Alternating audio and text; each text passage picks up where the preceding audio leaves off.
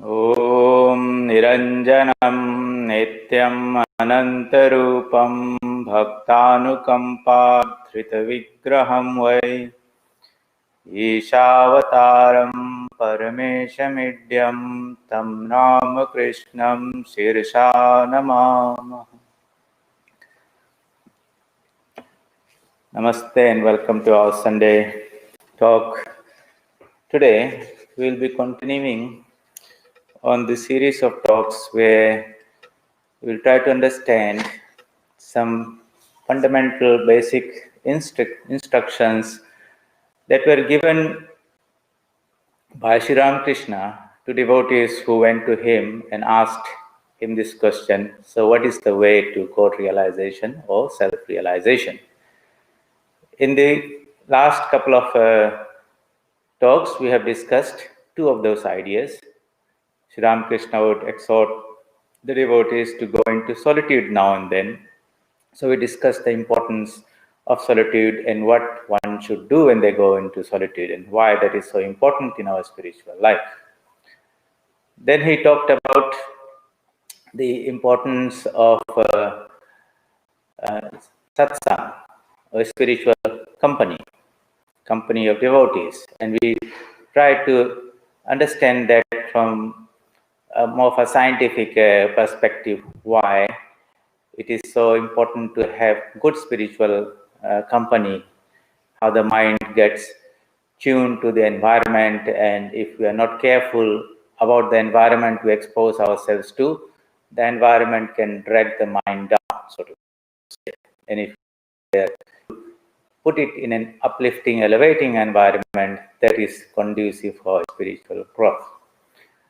The third teaching Sri Ramakrishna would advise all spiritual seekers to practice is repetition of the mantra, taking the name of the Lord invariably. And that is something that has been done in almost all spiritual traditions through centuries and centuries, and it has proved again to be a very effective way, a spiritual discipline towards self-realization. So today we will try to go a little deeper into this idea of japa, which is the Sanskrit word for the repetition of a mantra. We'll try to understand what is a mantra, what the mantra, how it works, and a little bit in more detail about the mechanics of it. The whole idea behind this is that if you can develop a little bit better understanding of the science of the mantras and how it works, that deeper, stronger, clearer conception and conviction will empower you and motivate you to engage in that spiritual discipline more seriously. You should not think it's just simply some repetition of mantras. So what happens? No, there's a whole science of it there. And if you understand the science, you'll know how to apply that science also. So let's put the whole spiritual striving, spiritual discipline in this proper perspective. It's always important to put any teaching, no matter how small, in its proper perspective, having the right framework.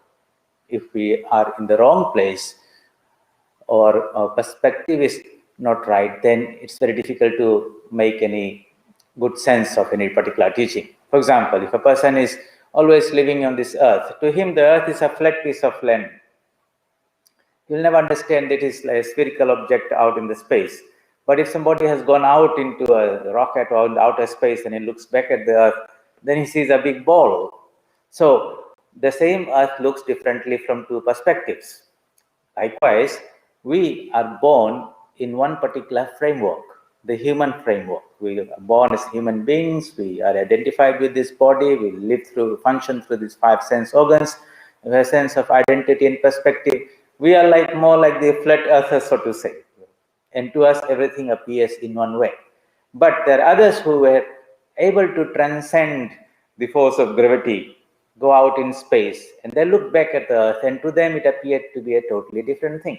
So there is this subject called the physical sciences. What we study in our universities and colleges, and our great minds and researchers and thinkers try to understand this physical material world. Out of that has come all this wonderful subject matter of physical sciences and engineering and applied technology and all that.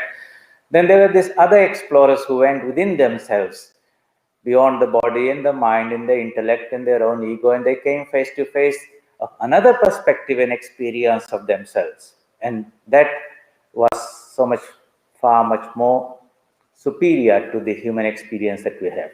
And they said, ultimately, behind us as individuals and behind this whole existence is a pure consciousness. They call it Brahman or the Atman in every individual. And that existence being so superior is naturally the better state to be. And the goal of life is to attain to that. Attaining that, we become immortal, or we experience our immortality, our omniscience, our omnipresence, our infinite beauty, purity, goodness, and all that. The purpose of human life is to attain to that. Those who try to do this internal journey, we call them spiritual seekers, seekers of the truth.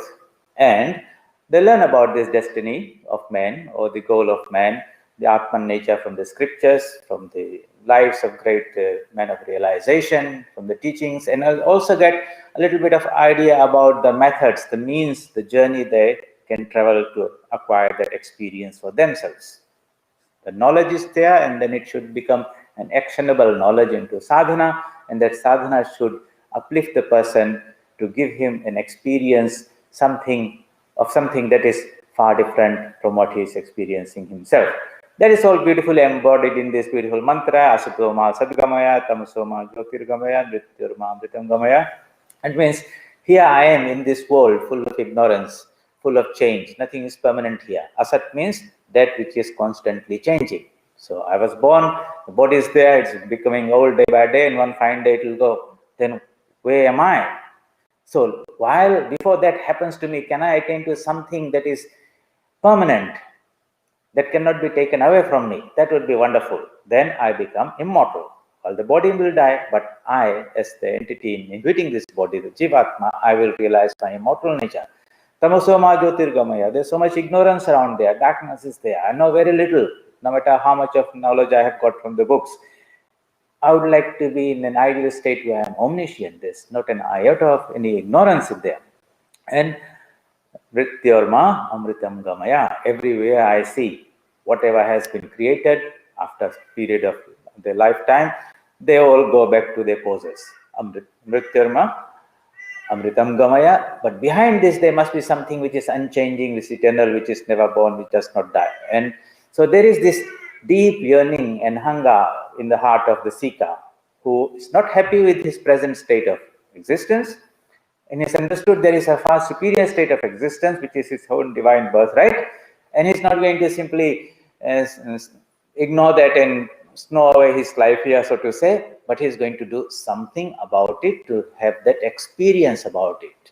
That means it should not be something I've just read from the books and understood as some concepts, but I would like to have that experience in there. So when they approach these teachers and say, you have talked about this Atman Brahman, that something wonderful is there, you're experiencing it. I too would like to have that experience. Please, can you guide me? Can you help me that way? So when they approach an incarnation of God who is born specifically as a world teacher to guide mankind towards that ultimate goal, then he gives some very, very practical, simple, doable disciplines. And we talked about two of them. All of them give a lot of importance on the repetition of the mantra. So the word mantra is a Sanskrit word. It's composed of two syllables, mana and tra. The definition is mananat trayate iti mantra. Manan means to constantly repeat, not mechanically, but reflecting on the meaning of it. It should not be a meaningless word. Every word has got a meaning, artha. So when we utter the word, that meaning should come to our mind. And how do we understand what's the meaning? Well, we take the help of the scriptures and we get some conceptual understanding of the meaning. So meaning, what is the meaning? Artha has two meanings. One, the word artha has two meanings. One is the word meaning itself, in the sense it's a conceptual idea that you form in your mind. The other one is the thing itself. So the conceptual idea is what you grasp with the help of your intellect, but the thing itself is to be experienced. For example, if I talk about honey, I can explain it in so many words, and you'll have a conceptual idea of the word honey, and you'll say, I know what honey is. But to have the experience of honey itself is far superior to just understanding the qualities and the properties of honey, so to say. So the mantras are the words, but there's some intellectual, conceptual meaning to it. But beyond that, there is an entity, some existence, some entity that can be experienced just like you can experience tasting the honey, so to say. So, mananat trayate. By constantly repeating the mantra, and we will talk about what that repetition will do to you, why not just once. Trayate. Taran means that will take you across from one side to the other side. So when we say asatoma sadgamaya, I want to go from this bank of the river to the other side. On this side it is impermanent. We want to go to the permanent one. Here it's all darkness. I want to go to the knowledge. On this world, in this world, everything is subject to death. But there is something behind this, beyond this, which is immortal. I want to do that. What is going to take me across this river of the samsara, so to say? So taran means that will take you across. So it's like a boat, so to say. You get into the boat and you row, but you don't just row once. You keep on rowing. Again and again you are going through the cycle of paddling and paddling. And as you do that, the boat is moving. And ultimately, it will take you from embankment A to the other side. And that is something like that you can understand. It is a vehicle that can take the seeker of the truth from one state of existence or experience to another. And in that way, it's a very, very powerful tool. So, what is the framework? The framework is that the total frame of existence is that world that we experience here is the physical world. We are a physical body, which is part of the physical universe here. The matter that is in the plants becomes part of the human body and it drifts away again into some other forms. Matter is constantly flowing through this. Energy is also flowing through me. Everywhere is that flow of energy which was in the sun is captured by the plants, is taken into a human body, it flows through activity and everything. So this is the physical world that we experience through the five sense organs. We are very much familiar with that. Behind that is a mental world, the mind space, so to say, composed of thoughts and ideas and knowledge and all those type of things that we are all familiar. We know we have a mind. It's not a physical thing that I can say where it is. It's in the head or in the heart or somewhere in which part of the body. Yet we all have it.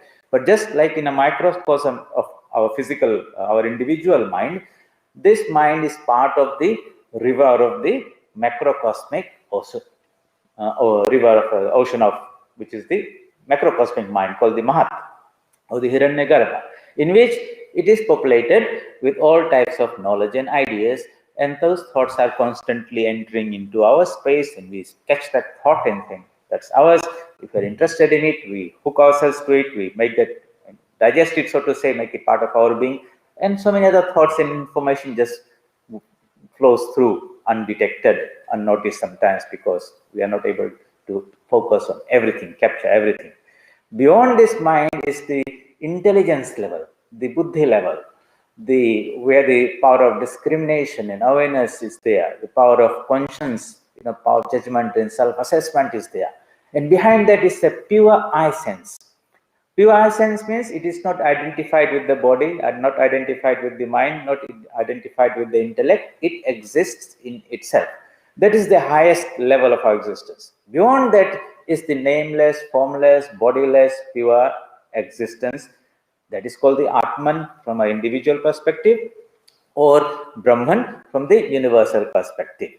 We are always that Atman, but that Atman has somehow become covered by these bodies, and with every successive layer that is put, it becomes identified with that. And out of that, this I sense comes.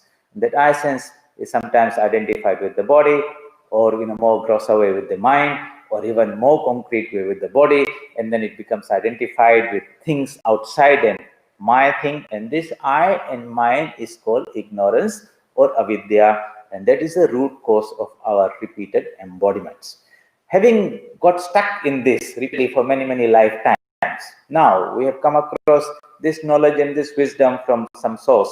It says that this is not the be and all of life, of our existence. Our real purpose is to realize our true self.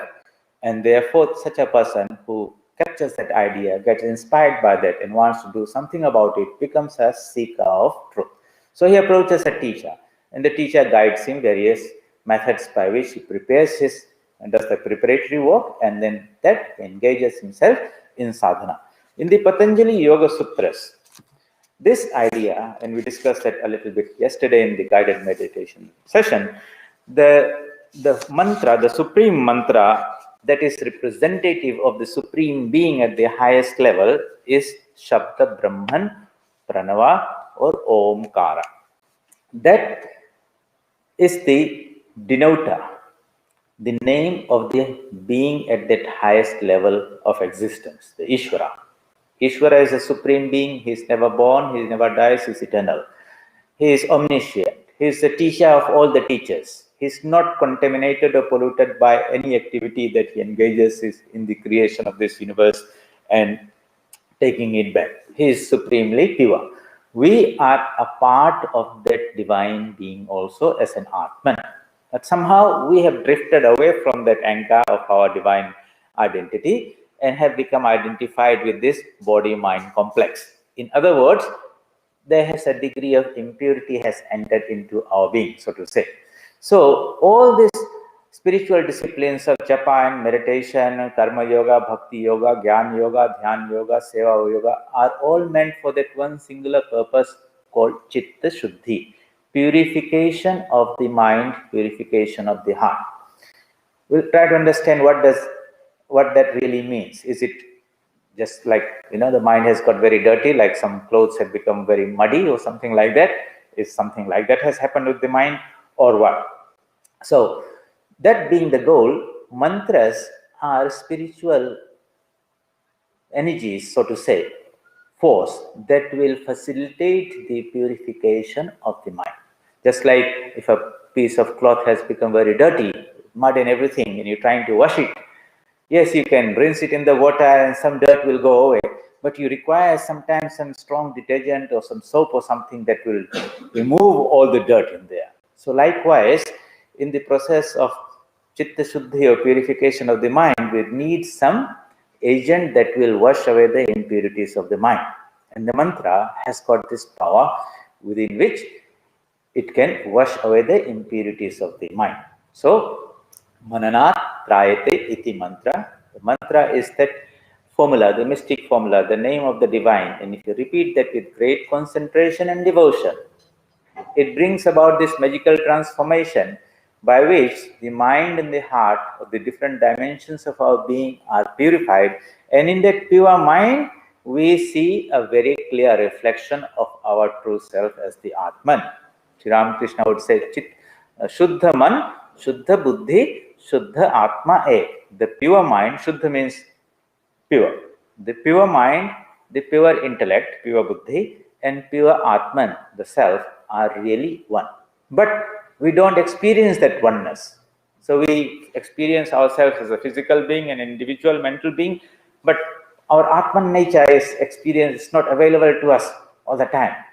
That is available to those who had realized it, but we know it is there. A little bit of that knowledge is shining through our sense organs by which we are able to experience the outside world, or in the mind by which we are able to understand things, reason, and all that. A little bit of that bliss of the Atman is experienced through our sense enjoyments and all that, or intellectual enjoyments. A little bit of that infinite existence beyond time and space is experienced as the existence of this human being or body or our identity. But the infinite existence, infinite knowledge, infinite bliss, Akhand, Sat Chit Ananda, that being our true identity is not fully available to us. Why? Something is covering it. And unless these coverings are removed, the real truth will not be fully experienced. So, mantras are this mystic syllabus. And when you repeat them with great devotion, concentration, then it brings about what is called Chitta Shuddhi, purification of the mind, and then we realize the truth. So I will read a few verses from the Patanjali Yoga Sutras from chapter 1, verses 27 onwards, where Maharishi Patanjali says, the Supreme Being, the highest self, manifestation of the self in this creation is called Ishvara, and the word that expresses him is Omkara, Tasya Vachaka Pranava. Pranava means the Omkara sound. Then the instruction is Tad Japa Tadartha Bhavanam. Repeat this mantra Om. Japa means constant repetition. And along with the repetition, you must meditate on its meaning. So that's when you visualize the divine in your own heart and you repeat the mantra and feel the divine presence with all those divine qualities that are of the divine that is taught in the scriptures. So what happens as you keep on this process? Then it says, Tata pratyek chetana adhigamo api antaraya bhavascha. Hence comes the knowledge of the Atman. So something that's hiding the knowledge of the Atman, and this repetition of the mantra Om removes those impurities, so to say, or the ignorance, and the Atman is revealed. It's not that it creates the Atman, or Atman was somewhere out there that entered into you. It is there all the time. That is our true nature. But somehow I was not aware of myself. And when these impurities of ignorance is removed, then I become self-aware, and that's why it's called self-realization. And what else happens? And antaraya abhavascha, and destruction of the obstacles to that knowledge. So there are certain obstacles to that knowledge, and this process of repetition of the mantra removes those obstacles, and the thing or entity, the Atman, becomes exposed to us or revealed to us, so to say. So in this way, this mantra, Om, and if you're initiated, you might get a longer mantra by a spiritual teacher. It might start with Om, but there might be some bija mantras, seed mantras, and the name of a particular deity, which is a chosen ideal, so to say, and it helps you focus your whole mind and approach that divine being in a very personal way. The Om is a very impersonal mantra. It does not, there's no form associated with it. Okay, so sometimes it's very difficult to focus or take an impersonal, formless approach to the absolute. We are all having a personality, and if we can approach God as a divine personality, it is easier. So the teachers will give us that mantra. We'll explain that a little later. So two things happen. The goal is that it will help us in the revelation of our Atman nature, and side by side it destroys the obstacles to that knowledge of self-realization. So you might say, what are these obstacles?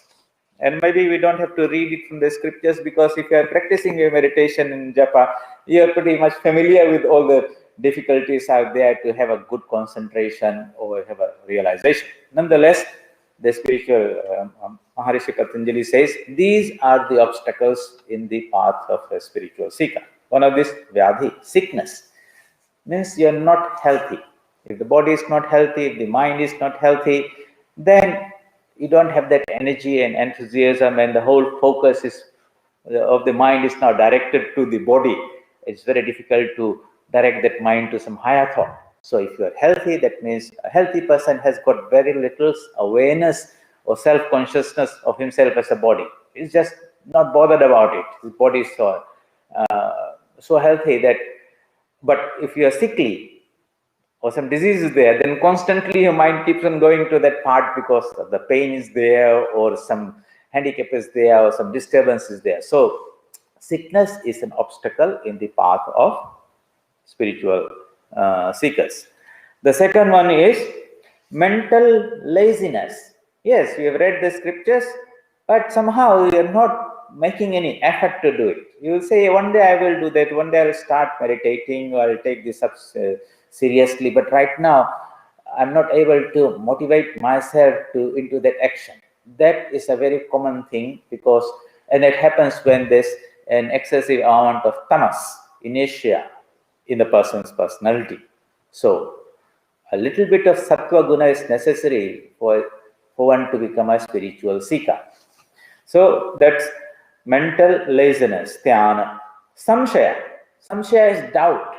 So you'll read some books, scriptures, hear from this, and then this doubt will enter. I have read it, but still, I'm sure there's a God or not. Am I really the Atman or not? And just by repeating the mantra, is it possible to realize the truth?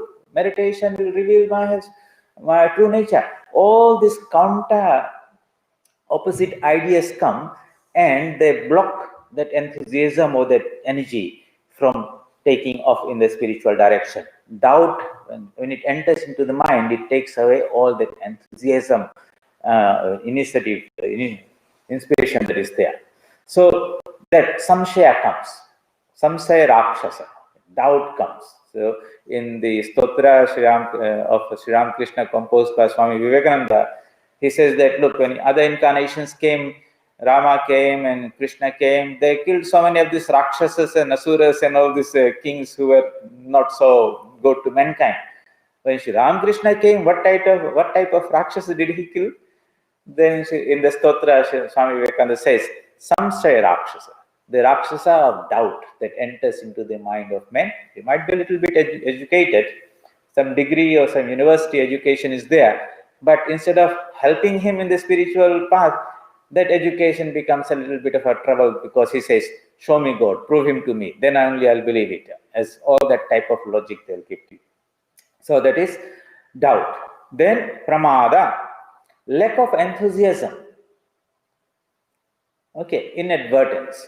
So I start a little bit, and then, you don't get up in the morning and don't do your practices regularly, keep on procrastinating it and all that. Then comes sloth. Again, laziness, too much inertia and things, not lacking in enthusiasm. The next one is craving for sense pleasures. The mind is so much enchanted by the external world that it keeps on running after them to enjoy them. That itself is an obstacle in the path of a spiritual seeker. False perception. He does not see the truth, understand the truth in the proper way. He sees something, but he misunderstands it. Or it could be, he thinks that the world is real and God is unreal. That type of thinking would be there. So, false perception. The next one is despair caused by failure to concentrate. And that will be common when you sit down for meditation. So you sit down and meditate, and you find the mind is running wildly all over the place. You find it seems to be more restless than you normally are, so to say. And it's very despairing for many people in the beginning, and after some time, some of them will give up and say, so it's not possible for me. They lack their patience and perseverance. Others will say, I will drink the ocean, so to say, but I will not give up. And it is those who have this wonderful perseverance and tenacity, bulldog tenacity, Swami Vivekananda used to say. When he catches hold of something, he does not let you go. Okay, that type of tenacity is necessary in the spiritual path, or any path for that matter. If you are trying to become a doctor, engineer, or something, because you are having a few difficult examinations, you just don't abandon your studies and say, I'm not going to continue. Those who do that, they never succeed. Those who persevere, work hard, they are the ones who succeed. The same applies in the spiritual path. And the next one is unsteadiness of concentration. So sometimes you practice and you get some degree of concentration. Some days your meditation is very good, you feel that joy from within, but other days you find it's really struggling. And sometimes you said, oh, maybe I'll give up today, I'll meditate when I'm feeling better. No, you will never achieve that type of success. It's like going to the ocean and saying, oh, I came to have a swim, but I see too many waves out there. Let me sit and wait until the waves subside, and then I'll have a swim. The waves will never subside and you'll never have a swim. So likewise, we have to jump into it and learn to battle and swim with the waves, along with the waves, so to say. The world will not change. We have to conquer ourselves, make ourselves stronger, that the world will not affect us. So these are called the obstacles to yoga. These are the obstacles to yoga, and you find that you have to do your own internal inspection and reflection that in some degree, one way or the other, we all are, will all have to surmount and overcome these challenges in there. So Patanjali, Maharishi, Patanjali says that, look, these are the challenges, but he says, by the mere fact of repetition of this mantra and contemplating or meditating on its meaning with great sincerity and devotion, with great perseverance, that process of the repetition of the mantra itself is the medicine or the tonic or the detergent that will help you overcome these internal obstructions. Antaraya, abhavascha. Antaraya means all these obstacles. Abhavascha means it will remove those obstacles, so to say.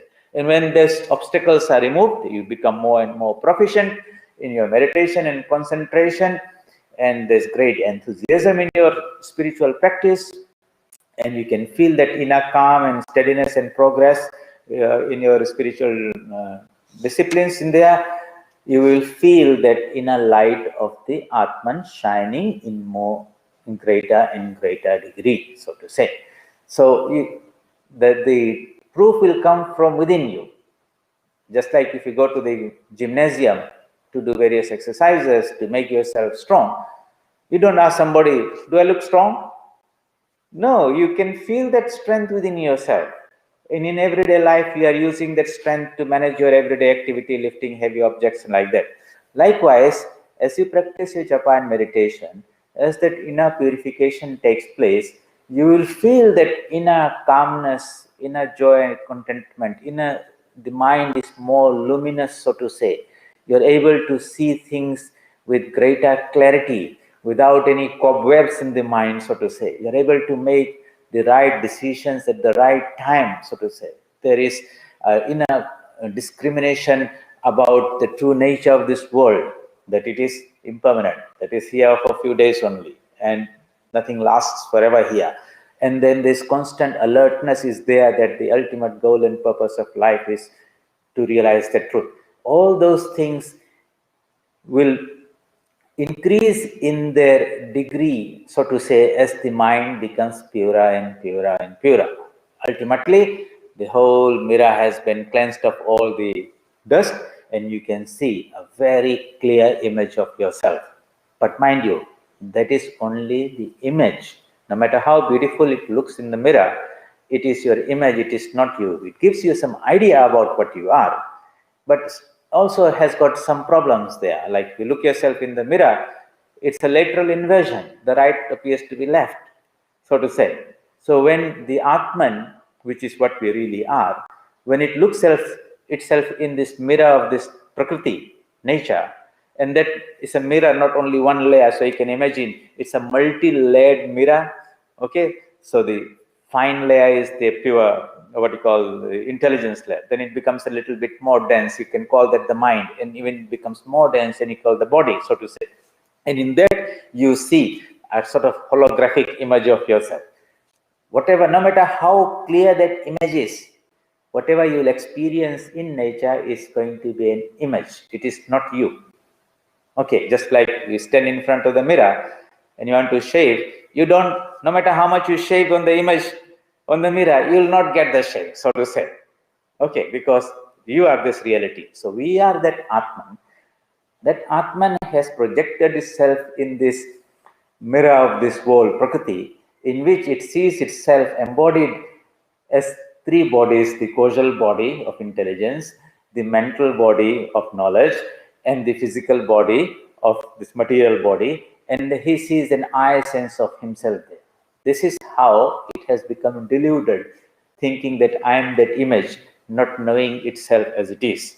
So, this path of spirituality is working it backwards, saying, I'm not the body, I'm not the mind, I'm not the intellect, I'm not the ego sense also. I am what I am. I have nothing to do with that mirror. If the mirror breaks and the image disappears, nothing has happened to me, so to say. That is the approach. So, two ways are there. Sometimes we feel that we are a human being and this is my identity, and somehow I have to raise myself and go higher and higher up there somewhere or some heaven, and there somebody, some god or somebody is going to lift me and help me, and I will reach to this particular place. I'll call it Vaikuntha Loka or some particular plane of existence, and I'll live there happily ever after in heaven. Okay, that is a misconception where the starting premise itself is wrong, because you are starting with a false identity of ourselves as a human being, as an embodied being. It's always better to be on the truth side and say that I'm the Atman, Chidananda Rupo Shivoham, and that I'm seeing myself, whatever I'm experiencing myself in this world as a mind, as an intellect, as a body, is only an experience of myself, just like I see myself as an image in the mirror. How do we get rid of this image, so to say? Self-realization means I'm not looking at the mirror and my image, I am just feeling myself what I am. I'm not experiencing the reflection of me, but in my true essence is pure consciousness. So this mantra helps us in the process of bringing about that transformation. Right now, we have a sense of identity, I, which is more or less identified with this body, and the my sense, which is entangled or attaches itself to the things of this world. This I and mine, Ami Amar, Sri Ramakrishna would say in Bengali, is called avidya or Maya. Maya is the sense of I and mine. And the stronger this is, the more we are entangled in this world. So if somebody can give me that energy, that support to disentangle myself from this world, which loosens all these mental attachments and connections that I have with this world, slowly, eventually snap it and cut them. And then this ego sense that is there, identified with this gross body and the mental body and the causal body, if that also becomes weakened until this ego also becomes merged in the real Atman. So in Samadhi, that's what happens. The I sense disappears. Anyway, we are in this particular state of ignorance, avidya. Out of that comes a sense of I, asmita, I sense. And this I sense has likes and dislikes. Raga, attachments to certain things that it finds enjoyable or favorable. Dvesha, doesn't like certain things, certain places, certain people there. Abhinivesha is this constant clinging to this physical body, that I shall live, I shall continue to live, I shall not die. And you'll find that 95% of time and energy goes in this particular thing, making sure that we have 3 meals, that we have a shelter, we have food, medicine, and all those type of things, so that we can continue our human existence. So much time and energy goes in that. So a spiritual seeker minimizes his physical and material needs, so to say, simple food, clothing, shelter, and tries to maximize that energy in that process, by which he can overcome his attachments and aversions to this world, attenuate or reduce or minimize this I sense and my sense that is there, and then transcend this ignorance of seeing himself in this nature, in the mirror of the nature, and seeing himself as a reflection in that also only. So the mantra Om has this built-in power. Every object has got a name in our mind, how we conceive. Nama and Rupa, name and form. So at every level, at the highest level, at the Ishvara level, the entity, the consciousness, the being that is there, whom we call Ishvara, his name is Om. When that same reality is seen and perceived at a slightly lower level, and we don't have that experience, so to say, because our minds have not really access to that. But those who go into Samadhi or the spiritual teachers, when their mind goes up higher and higher, they experience this reality in different ways. When they're at this same level as you and me, they see this world with people, chairs, tables, building, trees and plants and all those things. When they lift their mind to another level, and they have that capacity through sadhana that we used to do, became finer, then they don't see the table, people, and they see everything has become transformed. Things didn't become transformed, really. First, they became transformed, and then the world became transformed for them. We see the world according to our own mind. As our minds become purer, the world also becomes sublime. When a mind goes down, then the world can become a hell also. So this mind can go down and sink down. Down means press, depress, goes down, down, down. We can elevate it up. Repetition of the mantra is that method by which this mind is getting elevated. So when that happens, the mind goes to a slightly high level, then this world becomes transformed. It becomes a space in which they're full of ideas and thoughts and knowledge. It's there. Knowledge space is there. It's populated with those things, and you can see all these thoughts and ideas. Swami Vivekananda refers to an incident that happened in this science professor, Humphrey Davy. One day he was doing some experiment in his chemistry lab and with some gases in his test tube or beaker, and that glass suddenly fell and broke, and he happened to inhale that gas for the time being. And for some minutes or some time, he just went into a trance type of thing. No physical movement, eyes are not being like a statue. When he came down, he told his students, when I was in that state, I did not see you people. I saw all of you as minds. Each one was like a mind bubbling with ideas and thoughts in there.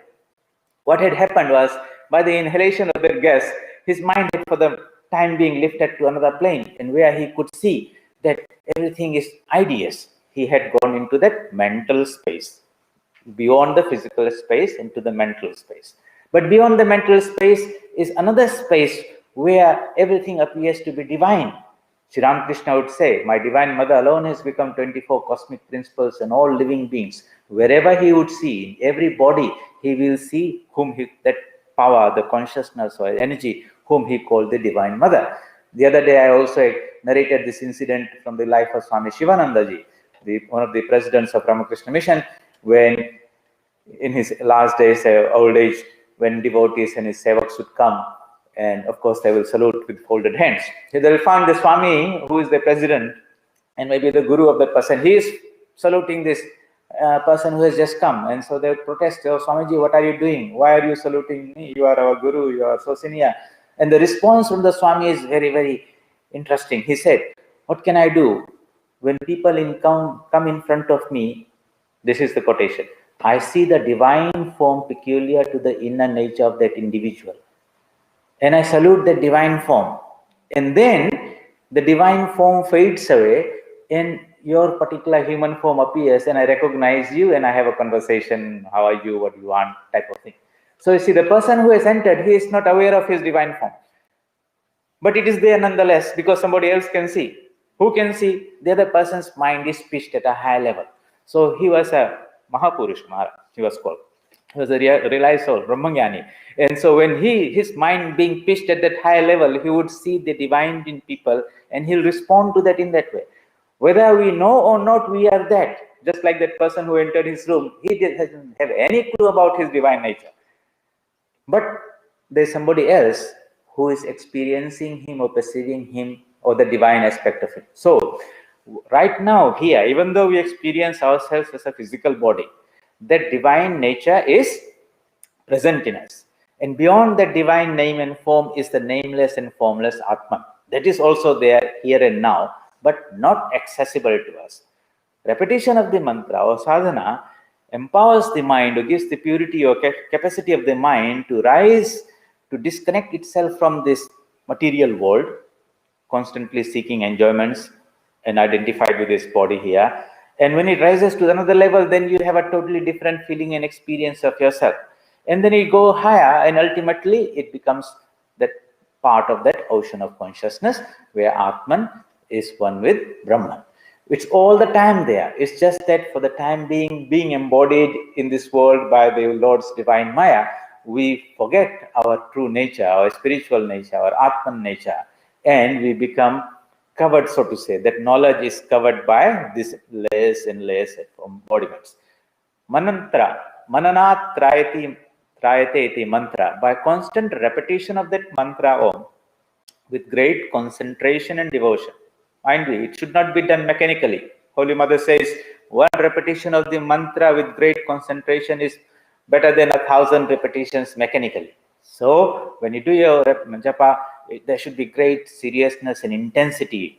Mind should not be running all over the place, and you're just thinking that I've done my one mala or something like that, and that's done. That is not so effective. So when these great teachers, the great incarnations who have, or the Ishwar Kotis, who have this special capacity to raise their minds from physical level, beyond the mental level, beyond the intellectual level, or intelligence level, and merge themselves in that highest consciousness, they can do that in samadhi. But when they come down, they experience different layers of this existence. The finest, and it becomes grosser and grosser and grosser, so to say. And in that process, that experience of whatever the entity is has got a counterpart in their minds also, in form of some idea. So as the mind begins to come down, the first sound that they hear at the very core of our being is Omkara, Pranava, and that is called the Anahata Dhvani. Constantly it is being resounding, just like you take a gong and you hit something, you hear a sound, tom, like that goes, but then it stops. But this Omkar sound is unstruck. It's no one hitting the gong again and again and again. It is going resounding by itself in every human being. The sages and saints who have developed this subtle perception, they say this sound is constantly rising from the navel upwards in every living being. But our sense of hearing is not so fine-tuned that we can hear them. So when this divine, realized souls begin to descend, so to say, the first sound they hear is the Om. Then in the intermediate level, just below that, they experience some aspect of that same divine of the Ishvara, which is not a physical aspect, very subtle. And then it comes down a little bit more where some shape, form takes place. So for example, if they try to understand this entity called Ganesha, okay? So at the top level, everything is in that Omkar. In between, there is something called a Bija Mantra, a sound that is not a conventional sound that we and you I can hear, but they hear in that. And then it comes to that particular form of Ganesha.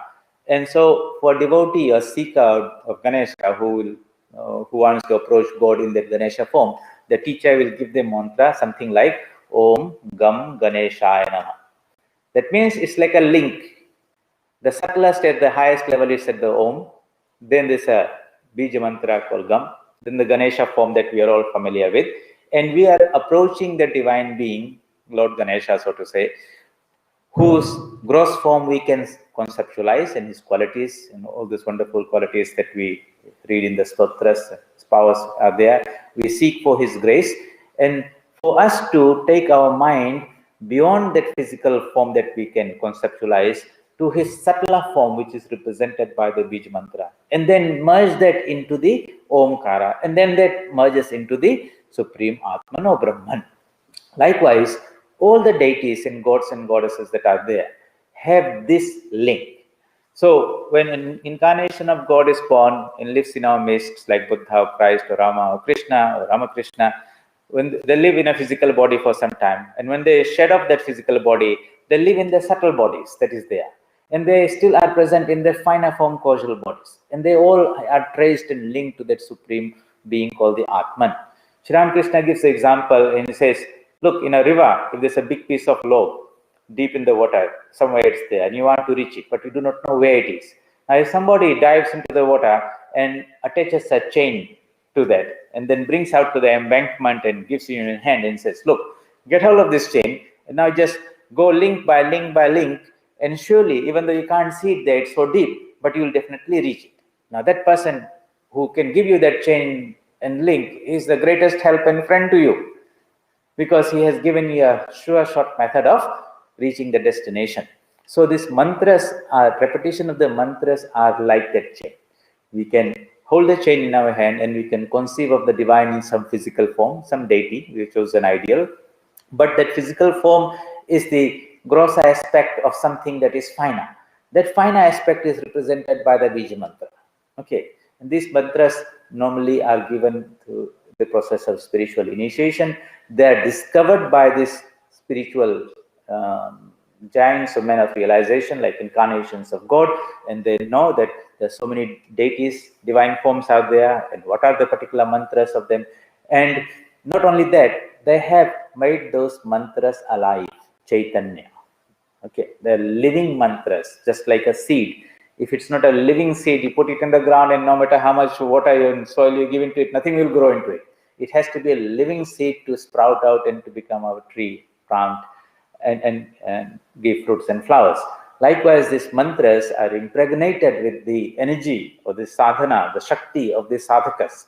They have practiced intense sadhana for a long time, and then they have lit the fire, so to say, and the fire, that energy is being transmitted from one generation to the other, and that flow is called the Guru Parampara, so to say. So let's put that in perspective. Here, this is the gross world, we are aware of it. If you close your eyes and try to visualize that interpenetrating this and finer than this is the subtle world of ideas, the thought world, very fine, which controls the gross one. And finer than that is the world of intelligence, buddhi. And finer than is the ultimate pure consciousness, and we are really that consciousness that have covered ourselves with these three bodies, so to say. In ignorance, we think we are this body-mind complex only. We are born here, we live here, we'll die here. Where we go, we do not know. Saints and sages have dived deep within themselves beyond the body, mind, and intelligence in the ego sense, and come face to face with another superior state of their existence, which they call the Atman or the Brahman, and say, that is what we really are. Then they come back to us and try to give us the means by which we too can dive deep into ourselves. And in that process, they give all the scriptures, teach us about the spiritual truths in the deeper level, and they also teach us the skills, the methods by which we can ourselves have that experience. Repetition of the mantra is one of the most effective means of transforming and purifying this mind. And as we repeat that mantra, the energy that is present in that mantra manifests itself. It becomes awake.